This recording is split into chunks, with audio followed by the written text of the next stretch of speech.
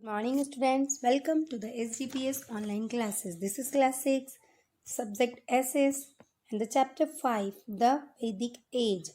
Vedic age यानी कि the period which belongs to Vedas. Okay. अब है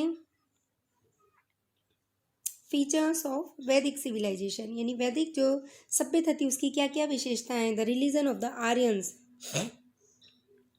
आर्यंस का धर्म. The religion of the Rigvedic Aryans was very simple. जो ऋग्वेदिक आर्यंस थे उनका धर्म बहुत ही साधारण था. The people worship the various forces of nature. लोग प्रकृति की अलग अलग शक्तियों की पूजा करते थे. Thus they had many gods and goddesses. और इस प्रकार से उनके पास कई सारे देवी देवता थे. सूर्य वाज द सन गॉड. जो सूर्य जो है उन्हें सूर्य देवता को कहा गया. Indra was the god of thunder rain and water. और जो इंद्र थे वे थंडर बादल और बारिश के देवता थे, पानी के देवता, जल देवता.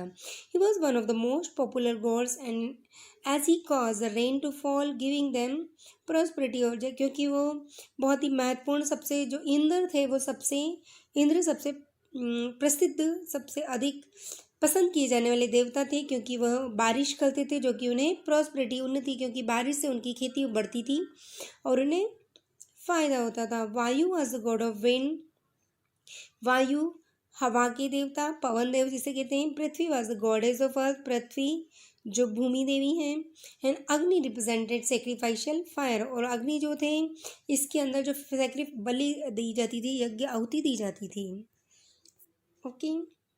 अब है the Aryans please their gods by performing yajnas and sacrifices. आर्य अपने देवी देवताओं को प्रसन्न करते थे यज्ञों और बलि के माध्यम से. They offering to the gods included ghee milk grains and soma juice. और भगवान को जो अपनी ऑफरिंग जो अपना चढ़ावा प्रस्तुत करते थे उसमें घी, मिल्क, अनाज या सोम जूस जिसे सूरा शराब कहा जाता था वो होते थे. एक प्रकार का इंटॉक्सिकेटेड जूस था. The priest in course of time became very powerful. जो प्रीस्ट थे, पंडित थे, समय के साथ साथ बहुत अधिक शक्तिशाली हो गए. In the later Vedic age some new gods gain great importance. बाद के वैदिक काल में जो नए देवता थे उन्हें कहीं अधिक इंपॉर्टेंस प्राप्त हुई. देवर ब्रह्मा विष्णु एंड शिव. और उनमें जो थे वे प्रमुख थे ब्रह्मा, विष्णु और Shiva. The most popular deities during the epic period were Ram and Krishna. और जो सबसे प्रमुख डेटीज थे देवता थे लोक देवता थे उनमें राम और कृष्ण का नाम प्रमुख रूप से आता. एपिक पीरियड जो महाकाव्य युग के जो देवता यूँ कहें भगवान कहे जाते हैं राम और कृष्ण थे. द उपनिषद्स ले stress on the principles of Karma and मोक्ष, साल्वेशन और एक्शन. तो उपनिषद थे उसके अंदर जो सिद्धांत थे उसमें मुख्य रूप से कर्म यानी क्रियाओं पर और मोक्ष यानी कि मुक्ति पर बल दिया गया. Political organisation. The king and his officers. Political organisation यानी कि राजनीतिक संगठन यानी इसमें उस समय जो शासक और उसके सदस्य शामिल थे, सहायक सदस्य. The successful among the Aryans chief emerge as the kings और राजन्स. जो सबसे सफल आर्यन चीफ होता था, प्रमुख होता था, वो राजा के रूप में किंग या राजन के रूप में उभर के आता था. The king exercise vast powers. राजा के पास बहुत अधिक विशाल शक्तियाँ होती थी. The kingship became hereditary in the later Vedic age. और बाद के वैदिक काल में जो किंगशिप थी, राजा का पद था वो हेरिडेटरी यानी कि आनुवंशिक हो गया. यानी इट मीन्स कि राजा की मृत्यु के बाद उसके बड़े पुत्र को मिलेगा. In the Vedic period that is the title pass on from father to his eldest son. यानी कि जो राजा की उपाधि थी वो राजा की मृत्यु के बाद उसके सबसे बड़े पुत्र को दी जाएगी. The king ruled with the help of a number of officials. राजा कई सारे ऑफिशियल्स अधिकारियों की मदद से रूल करता था.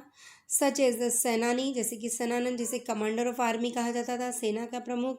एंड द पुरोहित जो चीफ प्रीस्ट, पुरोहित जो कि प्रमुख पंडित हुआ करता था. इसके बाद है द ग्रामीणी द विलेज हैंडमेन. ग्रामीणी का मतलब है जो गांव का प्रमुख. ऑल्सो असिस्टेंट वो भी उसकी सहायता करता था. ग्रामीणी एडमिनिस्ट्रेटेड द विलेज. ग्रामीणी गांव का प्रशासन देखते था. He also kept a fighting band ready to help the king, और वह एक फाइटिंग बैंड यानी कि एक लड़ाकू दल हमेशा राजा की मदद के लिए तैयार रखता था. There were two important assemblies known as the samiti and the sabha. वहाँ पर दो महत्वपूर्ण सभाएं हुआ करती थी, एक को समिति और दूसरी को सभा कहते थे. द सभा was formed by the chiefs of the villages and towns. जो सभा थी उसमें गांव के प्रमुख और कस्बों के प्रमुख शामिल होते थे, बनाई जाती थी उनके द्वारा. और समिति वॉज अ स्मॉलर बॉडी. समिति जबकि एक छोटा निकाय था, छोटा अंग था. It considered for of a few prominent persons, man of wealth and learning. और इसमें जो शामिल होते थे फ्यू प्रोमिनेंट, कुछ प्रसिद्ध व्यक्ति या मैन ऑफ वेल्थ, धनवान व्यक्ति या फिर विद्वान लोग. इन the later Vedic period the small tribal kingdoms were replaced by large kingdoms and the number of officials also increase.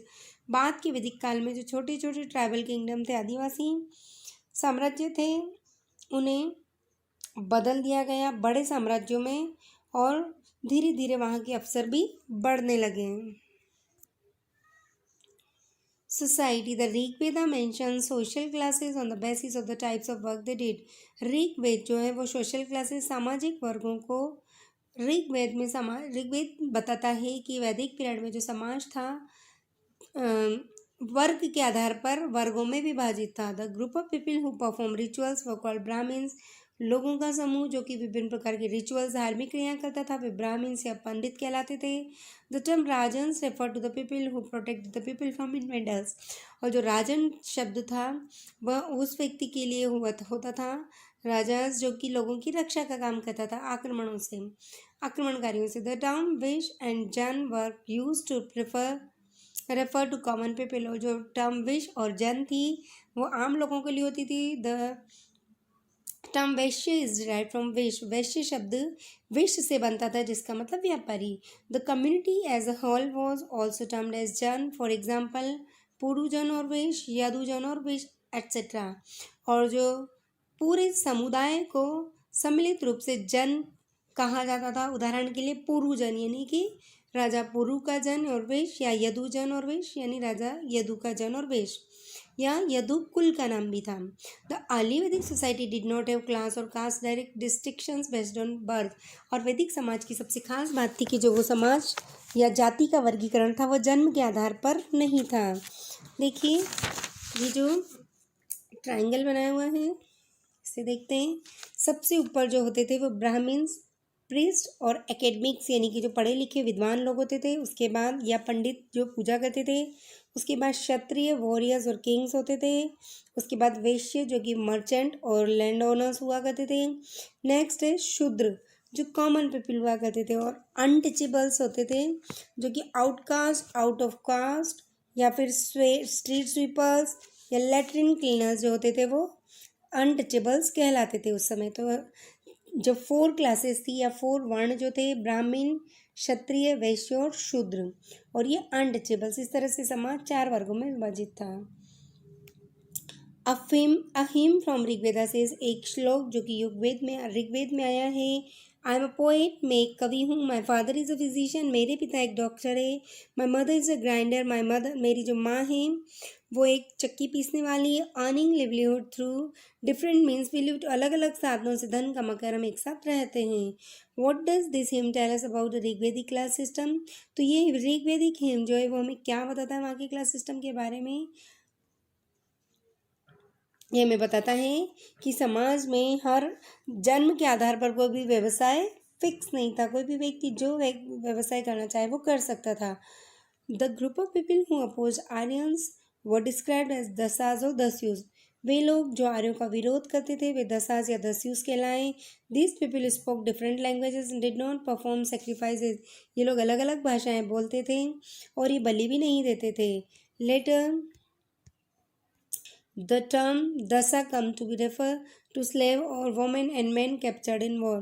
बाद में जो दसा शब्द था वो स्लेव के लिए, महिलाओं के लिए, या जो उन व्यक्तियों के लिए जो युद्ध में पकड़े जाते थे यूज़ किया जाने लगा. दास यानी कि they were the property of their owners. और ये जो महिलाएं या युद्ध में जो पुरुष पकड़े गए हैं या जो गुलाम होते थे वे अपने मालिक की संपत्ति होते थे. Gradually these distinctions became rigid, और बाद में धीरे धीरे तो ये जो विभेद थे और अधिक कठोर होने लगे। By the later Vedic period the society was clearly divided into 4 distinct classes based on birth. जो बाद का वैदिक काल है, जिसे हम उत्तर वैदिक काल कहते हैं, वहाँ पर क्लियरली जो समाज था स्पष्ट रूप से 4 अलग अलग वर्गों में विभाजित था, बेस्ड ऑन बर्थ, जो कि जन्म पर आधारित थे। प्रीवियस जो अर्ली वैदिक पीरियड था वहाँ पर ये जन्म पर आधारित नहीं थे, लेकिन ये लेटर वैदिक पीरियड में ये जन्म पर आधारित। The last position was occupied by the Shudras, और जो सबसे निचला वर्ग था वो शूद्र कहलाते थे। नेक्स्ट देखते हैं ऑक्यूपेशंस, यानी कि व्यवसाय। This is occupations. Cattle rearing, agriculture were the main occupations of the Aryans. पशुपालन और खेती बाड़ी करना ये आर्यों का सबसे प्रमुख व्यवसाय था। अदर कॉमन ऑक्यूपेशंस व, दूसरे जो प्रमुख ऑक्यूपेशन थे उनमें उनमें जो है कैटल रियरिंग और एग्रीकल्चर जो था वो तो सबसे प्रमुख था ही, पशुपालन और खेती। लेकिन जो दूसरे ऑक्यूपेशन थे उसमें रथ बनाना, पॉटरी मिट्टी के बर्तन बनाना, वीविंग बुनाई करना, ज्वेलरी मेकिंग गहने बनाना, मेटल वर्किंग मेटल पर वर्क करना, carpentry, tanning and fishing. Carpentry करना और टैनिंग का मतलब पशुपालन और फिशिंग आदि शामिल थे। Priesthood was a very prestigious occupation, और जो पंडित ही था वो सबसे सामान्य व्यवसाय था। The priest perform several functions, priest कई सारे कार्य करते थे।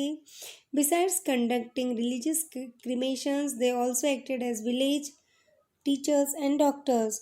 और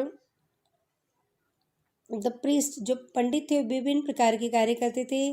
धार्मिक क्रियाओं करवाने के साथ साथ वे विलेज के टीचर और डॉक्टर का भी काम करते थे। वेदास वर टोट बाय देम, वेद भी उनके द्वारा पढ़ाए जाते थे। They also knew about medicinal herbs and plants, और वे मेडिसिनल हर्ब्स और प्लांट्स के बारे में भी जानते थे, औषधीय पौधे और उनके प्लांट्स के बारे में। So whenever someone fell ill, the priest give medicine to the sick person. तो जब कभी भी कोई व्यक्ति बीमार होता था तो प्रीस्ट यानी पंडित उसे दवा देता था बीमार व्यक्ति को। A new metal called iron was discovered during this time since it is a hard metal, और एक नई धातु इस समय खोजी गई जो कि काफ़ी हार्ड धातु थी। Since is hard it was better suited than a copper or bronze for making क्योंकि काफ़ी हार्ड धातु थी इसीलिए कॉपर और ब्रॉन्ज से काफ़ी सुटेबल थी, काफ़ी उपयुक्त थी एग्रीकल्चरल टूल्स बनाने के लिए, वेपन्स वार युद्ध के लिए, हथियार बनाने के लिए। As a result of the discovery of iron, और इस आयरन की खोज के परिणाम स्वरूप ही metal working became an important profession. Metal working जो मेटल का कार्य करना एक बहुत ही महत्वपूर्ण रोजगार बन गया था। The metal workers were held in respect by the entire society, और जो मेटल वर्कर थे जो धातु का काम करते थे जैसे लोहार सुनार, में उन्हें बहुत अधिक रेस्पेक्ट दिया जाता था पूरे समाज में। अभी daily life, the Aryans ate simple but nourishing foods. Aryan बहुत ही सुंदर, बहुत ही सिंपल साधारण लेकिन नरिशिंग यानी कि पोषक भोजन करते थे, पोषित जो होता था। Wheat maize and barley were the staple diet. Wheat यानी गेहूँ, मक्का और जो था उनकी स्टेपल डाइट थी। सिंपल यानी स्टेबल का मतलब है जो प्रमुख था भोजन। They also took milk and milk product such as butter, ghee, curd and cheese. वे मिल्क और मिल्क प्रोडक्ट भी यूज़ करते थे जैसे बटर, घी, दही या cheese. They also consume a wild honey. वे कंज्यूम वाइल्ड हनी को भी कंज्यूम करते थे यानी जंगली जो शहद होता है उससे। फ्रूट्स, वेजिटेबल्स एंड मीट्स, इसके अलावा फल, वेजिटेबल्स यानी कि सब्जियां और मीट। They even serve special food to special guest on special occasions, और इवन विशेष मौक़ों पर वो विशेष मेहमानों को विशेष ड्रिंक ऑफर करते थे विशेष अवसरों पर। Among drinks they took soma juice and sura juice, और इन ड्रिंक्स में वो प्रमुख रूप से सोम जूस या सुरा जूस लेते थे। विच वर इंटॉक्सिकेटिंग स्ट्रॉन्ग ड्रिंक्स, जो कि काफ़ी इंटॉक्सिकेटिंग यानी काफ़ी नशीला पदार्थ हुआ करता था, नशीला पेय होता था। The former drink was even offered to gods in religious ceremonies, और जो पूर्व की ड्रिंक थी सोमरस जो है ये देवताओं को भी धार्मिक क्रियाओं के दौरान ऑफर किया जाता था, चढ़ाया जाता था। दे वॉर आइदर कॉटन और वुलन टू पीस क्लॉथ, वे या तो कॉटन के या फिर वुलन के 2 पीस क्लॉथ पहनते थे, 2 टुकड़ों में बटे हुए। One was wrapped around the waist and the upper garment around the shoulders, जो पहला है ऊपरी हिस्सा है, इसे कंधों पर या फिर अराउंड द शोल्डर्स लपेटते थे। Both man and women also wore jewellery and as such as bangles and earrings, और महिला और पुरुष दोनों ही ज्वेलरी पहनते थे, जैसे कि बैंगल्स हैं या फिर ईयरिंग्स से आदि हैं। गेम्स एंड अम्यूजमेंट्स, यानी कि खेल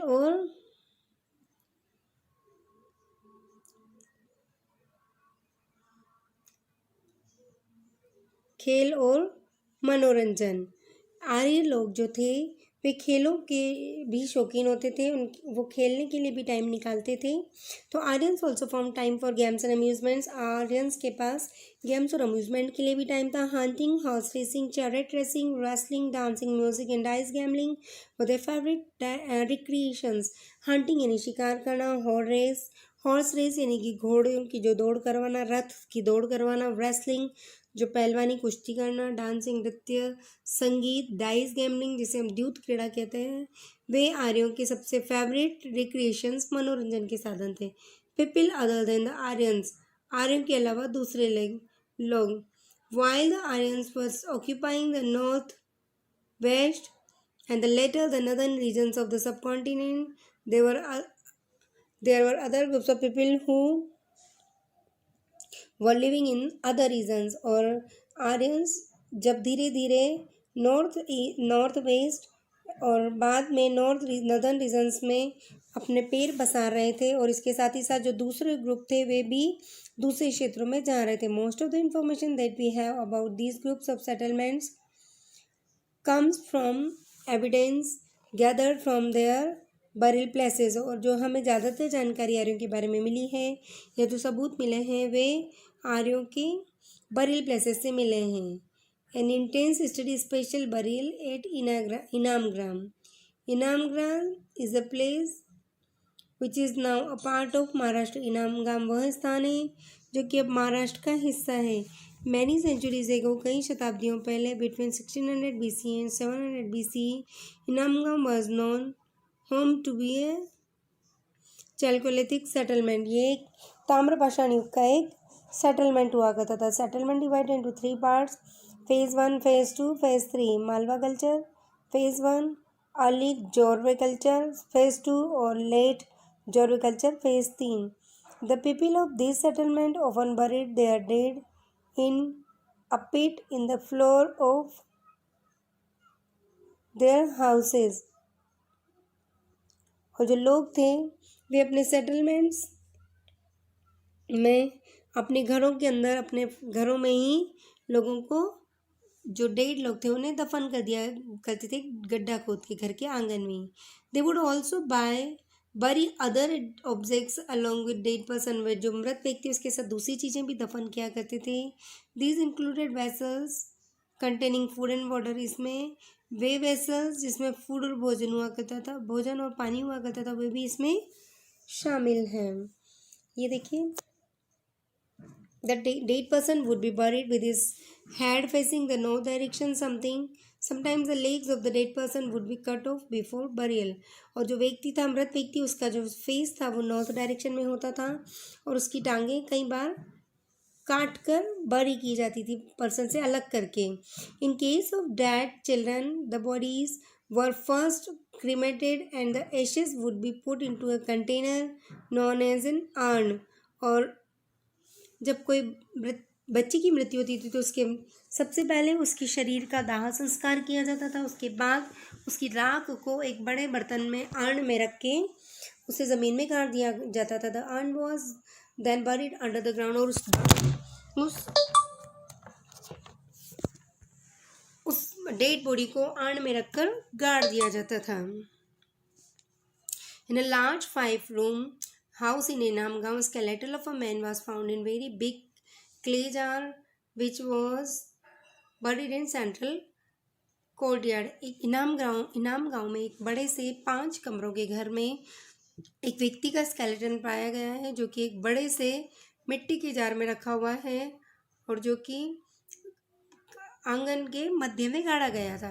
the skeleton was found in an interesting position, the knees were bent and drawn up close to the chest. Skeleton तो बहुत ही अजीब ही पोजिशन में था, उसमें उसके जो घुटने मुड़े हुए थे और उसके चेस्ट को छू रहे थे। The chin too was bent close to the chest, उसकी चिन भी चेस्ट के अड़ी हुई थी। He look like he was in a seated position, लगता है कि वो बैठी हुई अवस्था में था। Inamgaon lies close to the river Ghod, Inamgaon जो है नदी घोड़ नदी के पास है, which is a tributary of river Bhima, जो कि भीम नदी की एक सहायक नदी है। From evidence found in Inamgaon burial sites we know that people who lived here have practised agriculture and animal rearing. और यहाँ पर जो हमें अवशेष प्राप्त हुए हैं बरियल साइट से, उससे प्रूव होता है कि जो लोग थे वे एग्रीकल्चर या एनिमल रियरिंग यानी कि खेती और पशुपालन किया करते थे। Barley and millet were the main crops grown, barley और जो मिलेट्स थी मुख्य फसलें उगाई जाती थी। The huts were square shaped and round and surrounded by mud walls, जो झोपड़ियाँ थी वे स्क्वायर या राउंड शेप में हुआ करती थी और सराउंड होती थी मड वॉल से, मिट्टी की दीवार से। अब है मेगालिथ बरियल्स। मेगालिथ बरियल्स क्या होता है? मेगालिथ बरियल्स वो स्थान है जहाँ पर व्यक्ति को दफना दिया जाता था और एक बड़ा सा पत्थर रख दिया जाता था। देखते हैं Megalith burials. The word megalith comes from two words mega meaning large and lithos which means stone. Megalith शब्द दो शब्दों मेगा और यानी लार्ज और लिथोस यानी कि स्टोन से बना है। Some of the earliest megalithic burials are from the period around 1000 BC. Megalithic burial is characterized by two things. One is that the dead person is not buried inside the house but some distance away from it. जो megalith burial से सबसे प्राचीनतम जो कि लगभग 1000 BC के आसपास प्राप्त हुई हैं और उसमें मेगालिथिक बरियल जो उसकी दो विशेषताएं होती थी। पहली, डेड पर्सन जो है उसे घर buried inside, not buried inside, उसे घर के अंदर नहीं बल्कि थोड़ी दूरी पर दफनाया जाता था। और other is that the burial place is marked bye, और जो बरियल प्लेस था जहाँ पर दफनाया जाता था उसे बड़े से स्टोन से ढका जाता था या चिन्हित किया जाता था। In some cases the burial place is marked by circle of many large stones. ये देखिए यहाँ पर ये बड़े पत्थर से ढका और कहीं कहीं पर छोटे छोटे मार्क बाय सर्कल ऑफ, यहाँ पर कई सारे पत्थरों से एक सर्किल बनाया हुआ है बड़े पत्थरों से। The burial place could be just a pit dig in a ground or could be a cist. और ये जो बरियल प्लेस एक गड्ढा या एक खाई जैसा छोटा सा स्थान होता था। Cist is a box like structure made of stone which lies inside a pit. जो ये सिस्ट है, जो भी ताबूत होता है उसके जैसा एक बॉक्स लाइक स्ट्रक्चर था जो कि पिट के अंदर मेड ऑफ, जो कि स्टोन से बना होता था और इसे एक पिट के गड्ढे के अंदर रख दिया जाता था। The dead body is place inside the cyst, और इस पत्थर के बने जो बॉक्स नुमा संरचना होती थी जिसे सिस्ट कहते हैं, इसमें डेड बॉडी को रख दिया जाता था। In some cases, burial pits or cysts have been found with more than one skeleton. कई स्थानों पर जो बरियल पेट्स हैं, ये जो दफनाए हुए स्थान हैं या सिस्ट हैं, यहाँ पर एक से अधिक डेड बॉडी भी एक गड्ढे के अंदर मिली है, स्केलेटन मिला है, कंकाल मिला है। This indicates that sometimes members of the same family were buried together. ये इंडिकेट करता है कि एक ही परिवार के सदस्यों को, एक से अधिक सदस्यों को एक जगह पर दफनाया जाता था। This family burials pits or cist had an opening called the port hole. और इन बरियल पिट्स या सिस्ट में एक ओपनिंग, एक छोटा सा खुला स्थान है जिसे पोर्ट होल कहते हैं। Whenever another member of the family died, his body was put into the family's burial pit through the port hole. और जब कोई परिवार का दूसरा सदस्य मरता था तो उसकी डेड बॉडी को इस पोर्ट होल के जरिए उस बरियल में डाल दिया जाता था। Megalithic burial sites have been found at Hallur and Brahmagiri in Karnataka as well as other places in south India. जो मेगालिथिक बरियल्स हैं ये हॉलोर और ब्रह्मगिरी में, कर्नाटका में और साउथ इंडिया में भी पाई गई हैं। They have also been found in north eastern Kashmir, ये नॉर्थ ईस्ट और कश्मीर में भी पाई गई हैं। मेगालिथिक बरियल से बड़े बड़े स्टोन से बरियल प्लेस को कवर करना। Some of these burial sites show that certain people were buried with a number of objects that were valuable.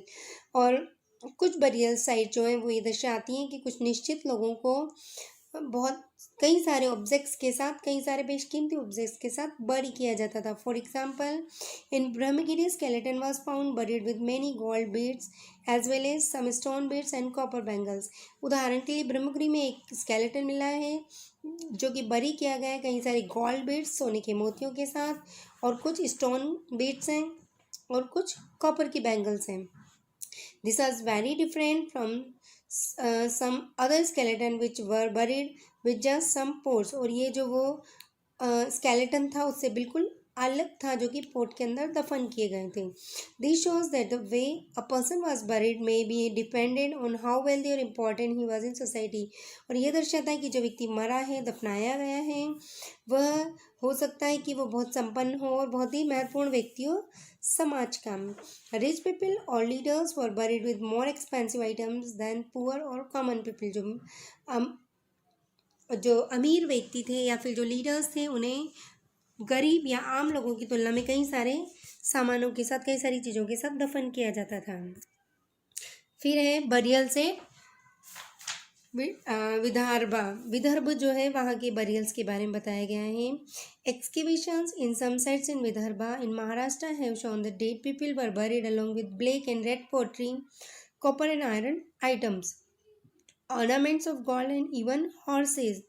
और कहीं कहीं पर विदर्भ महाराष्ट्र में जब खुदाई की गई तो वहाँ पाया गया कि डेढ़ लोगों को, मृत लोगों को दफनाया गया था कई सारी चीज़ें जिसमें ब्लैक एंड रेड पोट्री, काली और लाल मिट्टी के बर्तन, कॉपर यानी तांबे के बर्तन, आयरन आइटम्स, ऑर्नामेंट्स यानी गहने जिसमें सोने के गहने, और यहाँ तक कि हॉर्सेस के साथ भी उन्हें दफन किया गया है। The same items were found in some of other burial sites discussed earlier.